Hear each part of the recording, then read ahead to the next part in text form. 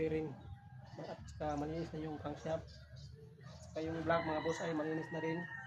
At ano natin gagawin mga boss ay kabit natin yung bearing.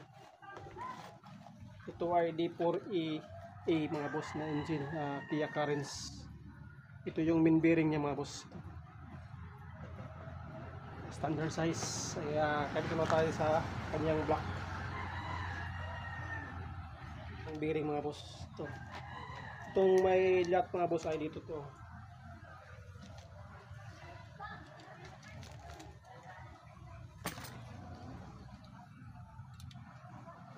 Bearing nito mga boss ay naka-assembly. Kaya pagpapalit kayo ng main bearing ay kasama na itong thrust washer. Siguraduhin nyo mga boss na malinis ang yung block at saka yung mga bearing nya para hindi tayo magkakaroon ng problema sa kanyang pressure. Ito yung mga boss ay mga main bearing nya to. Simple naman ito mga boss ay sundan nyo lang yung dot nya at siguradong hindi kayo maliligaw.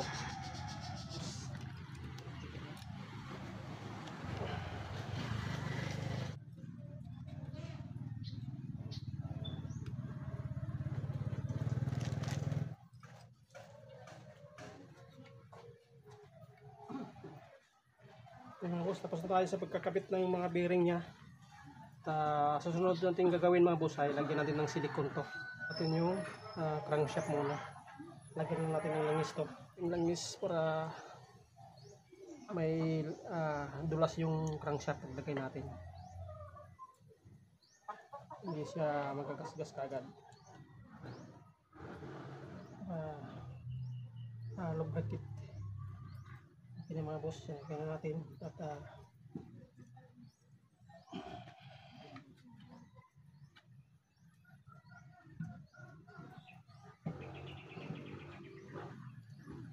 kailangan naka-align sa mga bossing.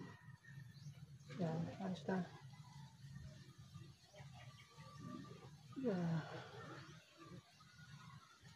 So, lagay na tayo ng silicone. Langis dito so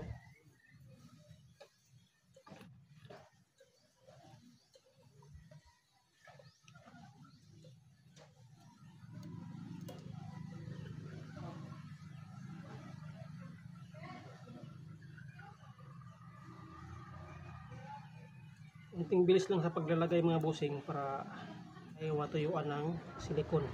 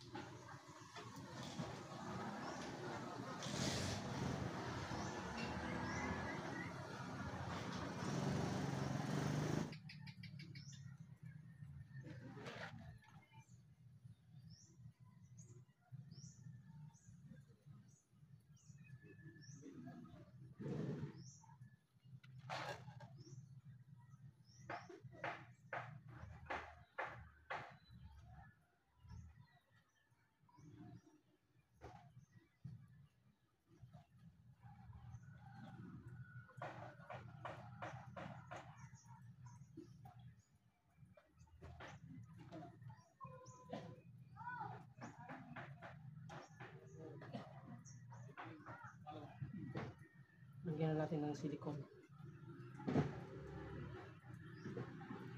Tayo. At unas na ito mga boss, aabot ng 165 Newton meter. Kasi cast iron to na black. At saka tayo ng langis dito. Unting langis para makapag-lubricate.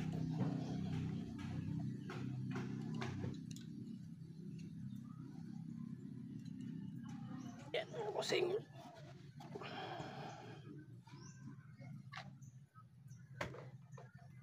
Ito na to.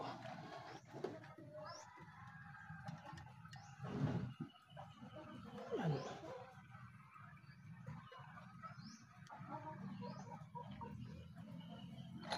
Ito, para hindi tayo matuyuan ng silicone.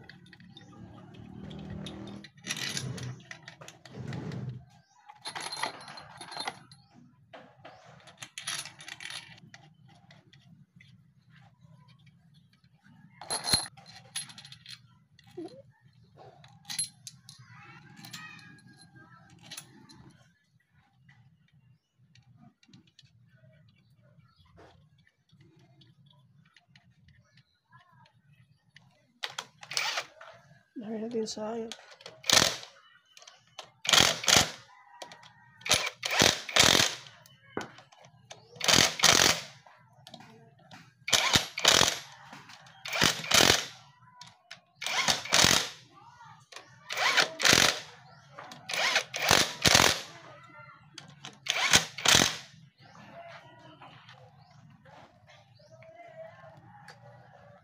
Hindi ba?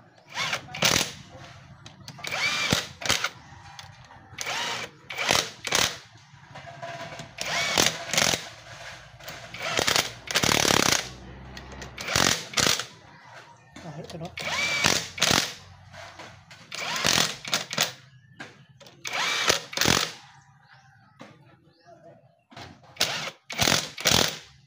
Tapos ay i-torque natin siya ng 20 Newton meter. Kasi aabot to yung mga boss ng 165 Newton meter mga boss. Ngayon magsimula na tayo. 12 na to. At ang una natin gagawin mga boss ay itong sa gitna. Tutrok natin siya muna ng 70 foot-pounds Newton meter. Sorry, ito mga boss. Naka 70 na to Newton meter. Ngayon sa gitna.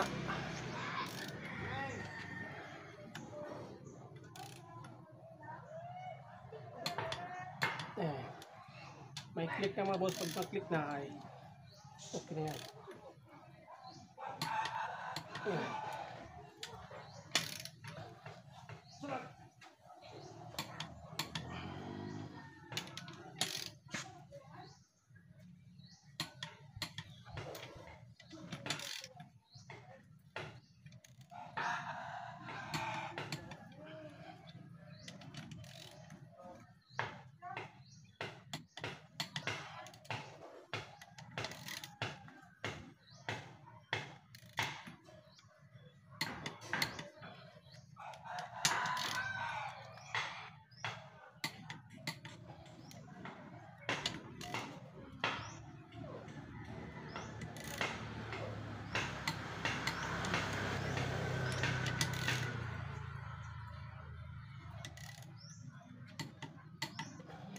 So tayo mga boss, ukod natin. Kailangan mga boss ay maikot natin siya ng kamay. Kaya mga boss, ang pangalawa natin ito, itong sa labas, itong number 12 mga boss. 12 mm. Una natin ito dyan. Ilagay natin siya ng 25 foot-pounds. Ano na yan?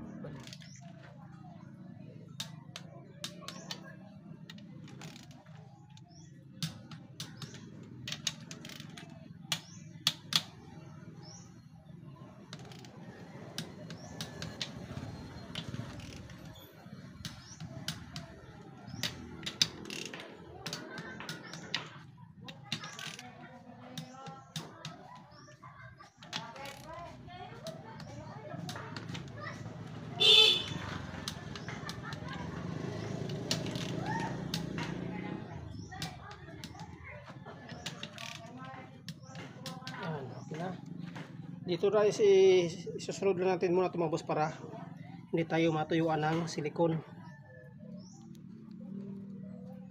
40 foot-pounds.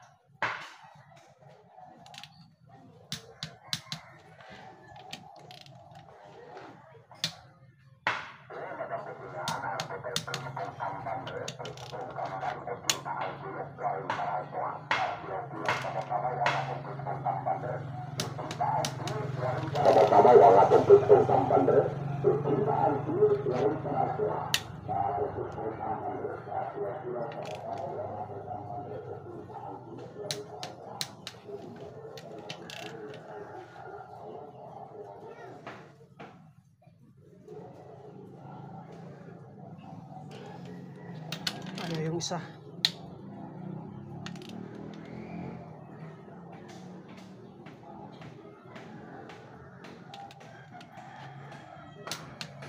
Yan.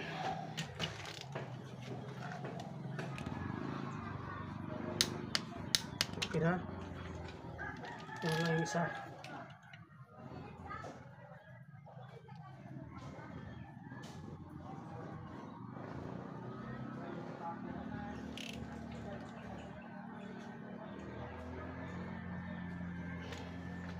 Ayaw niyang kumutok.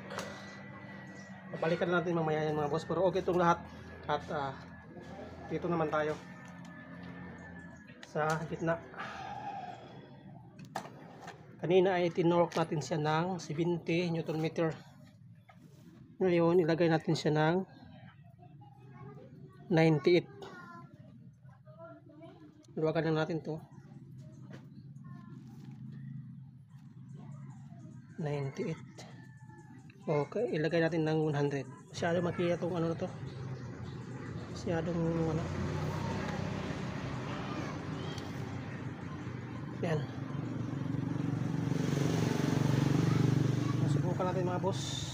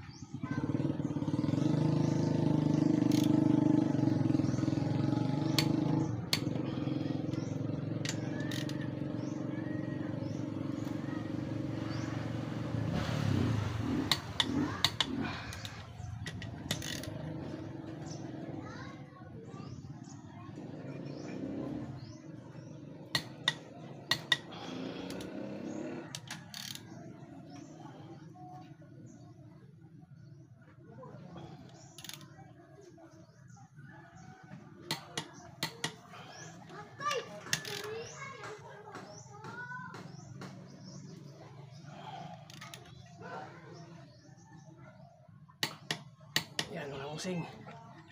Yan tayo sa 100 Newton meter. Ikutin natin. Yan mga boss, okay naman. Wala naman siyang, hindi naman siya humigpit. Lagay natin sa 126.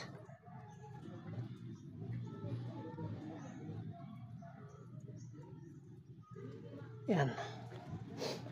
Ayaw niyang pumitik at ganun.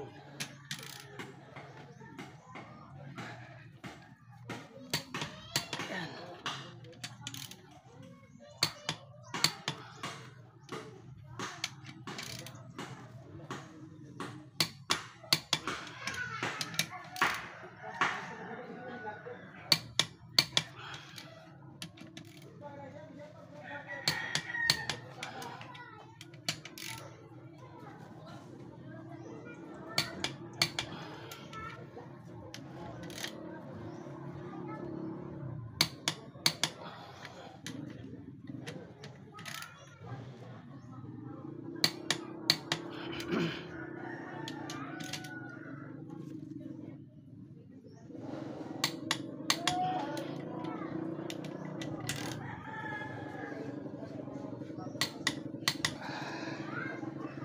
Tapos update lang natin.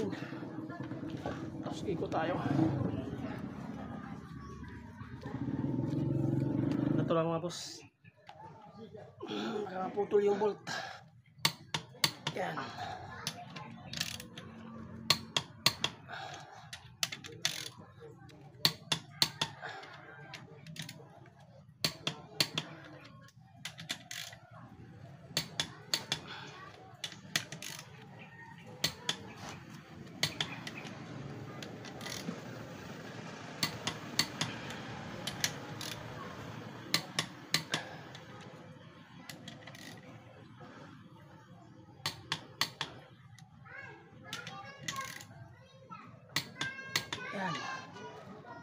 Yung mga boss, ito mga bossing, bukas yung head naman ang ikakabit natin. Iko-complete ko muna to lahat dito. Tapos sa head naman tayo mga boss. At ito yung part 1 mga boss, pag-install natin ng o pag-assemble natin ng D4EA na engine mga boss na Kia Carens 2007 mga bossing. At abangan nyo sa part 2 mga boss, kakapit tayo ng cylinder mga boss. At thank you sa panonood mga boss, at don't be parts. Enjoy.